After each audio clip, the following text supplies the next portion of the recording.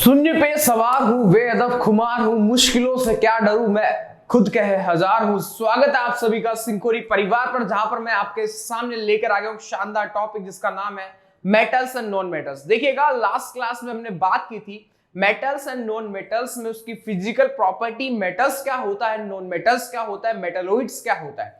जहां मैंने आपको बताया कि भाई नॉन मेटल्स में आपको यहां देखना है कि भाई आपका जो कैटायंस और एनायंस की जो पोजीशन है मेटल्स और नॉन मेटल्स में, तो जब हम यहाँ पर इलेक्ट्रॉन्स को देते हैं तो वहां पर आपका पॉजिटिव चार्ज आ जाता है। जब इलेक्ट्रॉन जो लेता है, एक्सेप्टर होता है, वो उसके बाद एनायंस आ जाता है। और मेटलॉइड्स यहाँ पर मेटल्स और नॉन मेटल्स दोनों की तरह यहाँ बिहेव करते हैं। तो देखते हैं यहाँ पर चैप्टर में, देखिएगा यहाँ पर जितने भी फिजिकल प्रॉपर्टी उनकी यहाँ पर मैं बात करता हूँ एक बार सीक्वेंस में कि मेटल्स और नॉन मेटल्स में कौन कौन सी ऐसी फिजिकल प्रॉपर्टी है जो हमको यहाँ पर एकदम बिल्कुल याद करनी है।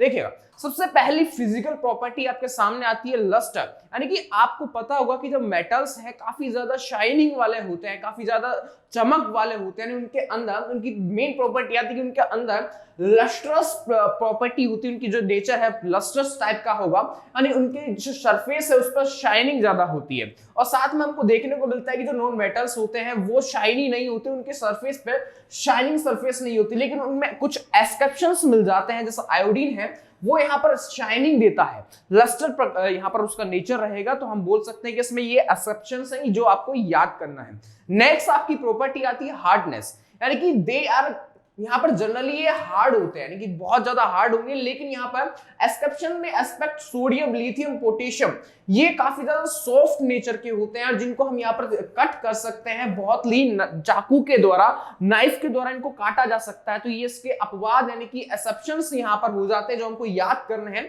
इसकी हार्डनेस में। और इसकी में नॉन मेटल्स की प्रॉपर्टी यहाँ पर हम बात करें तो जनरली ये कैसे होता है, सॉफ्ट नेचर के होते हैं, लेकिन जो डायमंड है ये एक्सेप्शंस में आ जाता है। एक्सेप्शंस में आपका डायमंड आ जाता है, जिसमें आपको याद करना है कि जो डायमंड है वो बहुत ज्यादा क्रिस्टलाइन नेचर का होता है, कार्बन कंपाउंड्स का बना होता है, जिसमें आपको देखना है कि ये काफी ज्यादा हार्डेस्ट होगा। आपको पता है कि भाई आप किसी भी कटर को काटने के लिए आप डायमंड का आप यूज करते हैं, यानी कि शीशा को काटने के लिए, तो वहां कितना हार्ड होगा।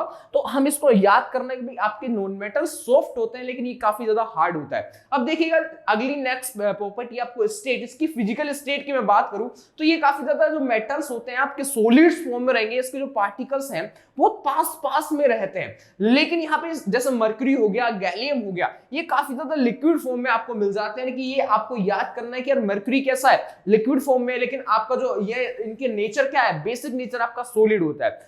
वहीं पर मैं नॉन मेटल्स की बात करूं तो नॉन मेटल्स कैसे हैं कि आपको ये आपकी नॉर्मल दिखते हैं, भाई सॉलिड में आपको दिख जाते हैं, लेकिन ये आपको याद करना है, लेकिन इनकी जो बेसिक नेचर है वो गैसियस टाइप का रहता है। और ये आपको जैसे ब्रोमीन हो गया, ये आपको यहाँ पर सॉलिड फॉर्म में भी देखने को मिल जाता है, ये आपको एक्सेप्शंस में याद करना है। नेक्स्ट प्रॉपर्टी हम देखते हैं, भाई नेक्स्ट प्रॉपर्टी इसकी क्या होती है, तो यहाँ पर नेक्स्ट प्रॉपर्टी आती है मेविएबिलिटी।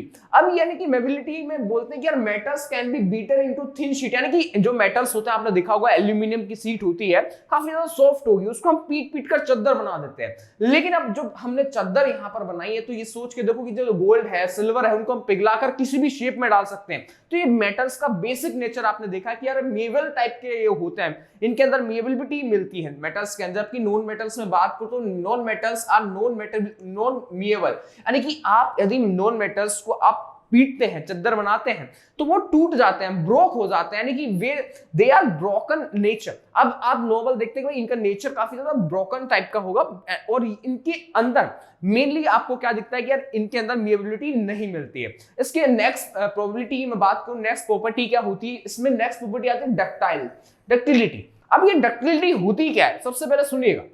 यहां पर मैं बात करूं डक्टिलिटी मतलब किसी भी तार को हम बहुत जोर से खींचते जाए वह टूटेगा नहीं, लेकिन बहुत ज्यादा खींचते जाए टूटेगा नहीं। तो ये इसकी डक्टिलिटी होती है जो आपको याद करनी है अभी से कि metal can be drawn into thin series, यानी कि उनको वायर को कितना ही खींच लो, यानी आप वो लंबा होता जाएगा लेकिन टूटेगा नहीं, उनमें वायर बनता जाएगा। और जैसे नॉन मेटल्स आपके डक्टाइल फॉर्म में नहीं होंगे, उनको आप खींचेंगे तो टूट जाते हैं।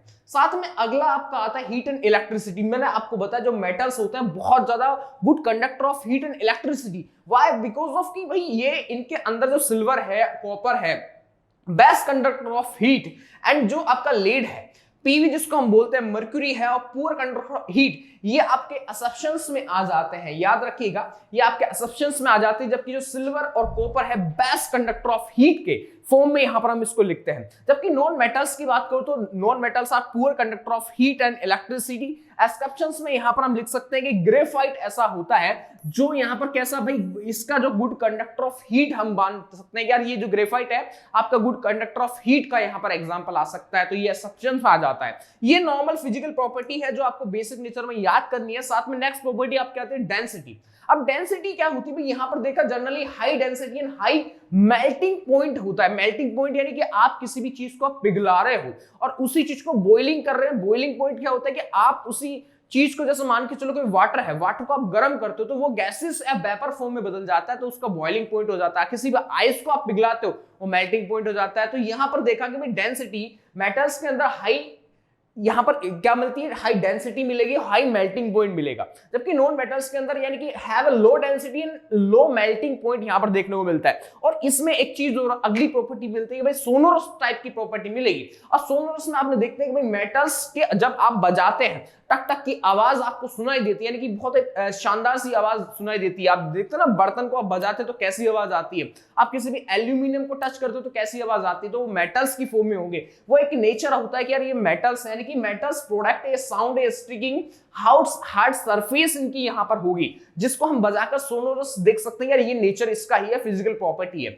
अब यहां पर non metals they are no sonar, उसको बजाओगे जैसे लकड़ी है, लकड़ी को बजाओगे तो आवाज नहीं आएगी ज्यादा, तो वो एक साउंड नहीं निकलता है वेव्स फॉर्म में। तो हम बोल सकते हैं नॉन मेटल्स आपके क्या सोनरस प्रॉपर्टी यहां पर व्यक्त नहीं करते हैं। अगला आता है ऑक्साइड। अब मेटल्स में एक अगली प्रॉपर्टी होती है oxide and metallic oxide are basic in nature. पर नेचर में कैसे होते हैं, बेसिक फॉर्म में रहते हैं, जिसमें आप देख सकते हैं मेटल्स का जो पीएच है, बेसिक क्यों है, इसका पीएच होता है 7 यहां पर 8 इसका पीएच होगा, तो हम बोल सकते हैं कि यार ये कैसा बेसिक फॉर्म में आपको देखने को मिल जाता है। जबकि नॉन मेटेलिक ऑक्साइड है आर एसिडिक इन नेचर, भाई एसिडिक फॉर्म में आपको देखने को मिलते हैं non metals.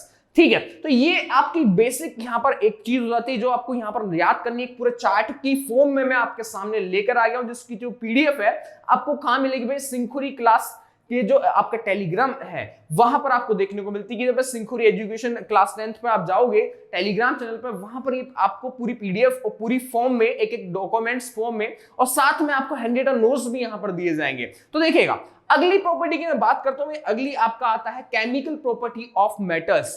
Chemical property of metals की मैं बात करूं तो देखिएगा यहां पर सबसे पहली प्रॉपर्टी आती है भाई, सबसे पहला रिएक्शन करते हैं हम एयर के साथ। जब एयर के साथ हम रिएक्शन कर रहे हैं तो मेटल्स कंबाइंड विद ऑक्सीजन, जब मेटल्स को जब यहां पर कंबाइन किया जाता है किसके साथ, ऑक्सीजन के साथ रिएक्ट किया जाता है, रिएक्शन की जाती है तो मेटेलिक ऑक्साइड बनता है, यानी कि मेटल ऑक्साइड यहां पर फॉर्म में होगा। एग्जांपल ले तो हम यहां देखिएगा, एग्जांपल फॉर्म में कॉपर है, और कॉपर को जब एक मेटल होता है कॉपर, और कॉपर को ऑक्सीजन के साथ जब यहां पर मैं कंबाइन करता हूं या फिर इसकी रिएक्शन कराता हूं तो यहां पर कॉपर ऑक्साइड यहां पर बनता है। यहां से एल्यूमिनियम है तो एल्यूमिनियम ऑक्साइड बनेगा, मैग्नीशियम है तो मैग्नीशियम ऑक्साइड यहां पर बनता है। तो हम बता सकते हैं कि भाई मेटल्स कैसे होते हैं, हम ऑक्सीजन के साथ कंबाइन करने पर ये ऑक्साइड फॉर्म में बदल जाता है। अब यहां पर अगली प्रॉपर्टी आपको देखने को मिलती है भाई, मेटल इसमें डिफरेंशिएशन क्या होता है कि भाई इसमें different metals show different reactivity, यानी कि ऑक्सीजन के साथ अलग अलग मेटल्स अलग अलग रिएक्टिविटी यहां पर करते हैं। अब देखिएगा कुछ मेटल्स यहां पर कैसे होंगे कि जो सोडियम है और पोटेशियम है, यानी कि Na और K, सोडियम और potassium react so variously that they catch fire, की यानी कि मान के चलो इनको हम कहां रखते हैं, सोडियम को हम आपके केरोसिन के अंदर रखते हैं। क्यों भाई आपने केरोसिन के अंदर क्यों रखा, क्योंकि भाई मान के चलो कि ये आपके ऑक्सीजन की या एयर की फॉर्म में आ जाते हैं, एयर से टच कर जाते हैं, ऑक्साइड की टच में आ गए, तो ये क्या करेंगे भाई, ये आपके बहुत ज्यादा एयर की फायर की फॉर्म में आ जाते हैं, इनमें आग लग जाती है। आपने देखा होगा सोडियम पोटेशियम को यदि आप केरोसिन के अंदर नहीं रखते, बाहर रखते हो, तो इनमें आग लग जाती है, ये रिएक्शन कर लेते हैं, ऑक्साइड बना लेते हैं अपना। तो ये कुछ ऑक्साइड होते हैं जो आपकी बहुत ज्यादा फायर, जैसे यहां पर बता रहे हैं basically that they catch fire, it keeps in open so they are keep immersed in kerosene, इसलिए रखा जाता है। अगला आता है surfaces Mg, magnesium, aluminium, zinc और यहां पर lead are covered with a thin layer of oxide because of which prevent them further oxidation की प्रोसेस यहां पर करते हैं। साथ में जो फेरस रहता है Fe does not burn on heating burn iron filing burn vigorously, और यहां पर जो कॉपर होता है does not burn but the coated with black copper oxide, और जो आपका Au एंड यहां पर Au does not react the oxygen. अब ये तो आपकी केमिकल प्रॉपर्टी हो जाती है किसके साथ, ऑक्सीजन के साथ। इसमें एक चीज आती है एम्फोटेरिक जो ऑक्साइड्स होते हैं वो क्या होते हैं भाई, मेटल्स जो ऑक्साइड होते हैं वो क्या करते हैं आपके which react with both acid and as well as base. ये क्या है आपका बेस है, यानी कि वो क्या करते हैं भाई यहां पर आपके एसिड और बेस के साथ रिएक्ट करते हैं। तो ये इसका नेचर बेसिक नेचर हो जाता है केमिकल प्रॉपर्टी में कि यहां पर आपको क्या करना है कि सबसे पहले यहां पर आपके एसिड और बेस के साथ यहां पर रिएक्ट कराना है। तो यहां पर क्या होगा कि भाई यहां पर base to produce salt and water are called amphoteric oxide. अब यहां पर आपकी जो रिएक्शन हो रही है तो वो ये रिएक्शन कर रहे हैं भाई यहां पर एसिड की और बेस की रिएक्शन हम सॉल्ट के साथ कराते हैं। तो यहां पर आपका मेटल ऑक्साइड प्लस ऑक्सीजन यहां बन रहा है एल्यूमिनियम ऑक्साइड, और यहां पर क्या है आपका HCl की जब रिएक्शन मैंने कराई तो यहां पर मेटल ऑक्साइड और यहां पर हाइड्रोजन यहां से निकलता है।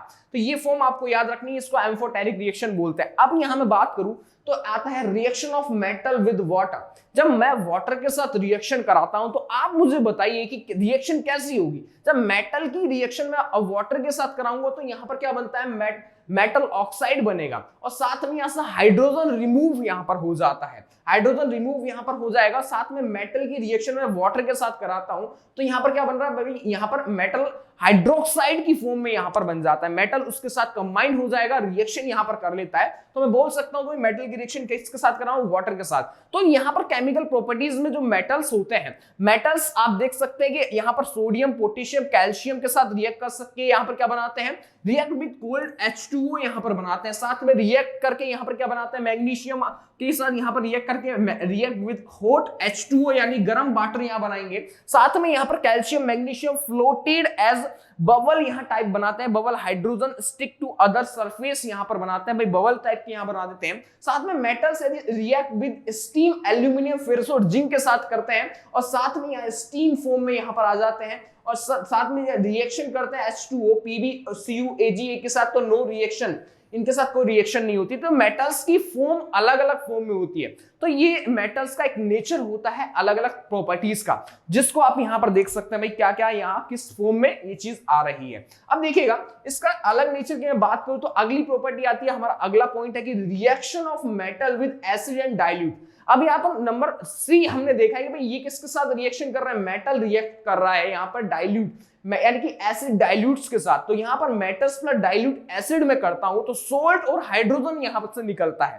साथ में आप देखा है सोल्ट और हाइड्रोजन यहां से निकला है, और इसका असम्पशंस में याद करना है कि भाई आपको कॉपर हो गया, Ag हो गया, Hg हो गया, do not react with the dilute acid, ये रिएक्ट नहीं करते। ये आपको याद करना है कि कॉपर है, Ag है, Hg है, वो आपको याद नहीं करना है कि मरकरी आपसे रिएक्ट नहीं करेगा, सिल्वर है रिएक्ट नहीं करेगा, कॉपर रिएक्ट नहीं करेगा। साथ में एग्जांपल देखते हैं तो भाई एल्यूमिनियम प्लस यहां पर HCl करता है, यानी कि यहां पर मैं क्या कर रहा हूं आपका मेटल प्लस डाइल्यूट एसिड। तो यहां पर जो HCl है वो डाइल्यूट एसिड की फॉर्म में है, और यहां पर AlC3 बनेगा, और साथ में यहां पर 3H2 यहां पर बनता है।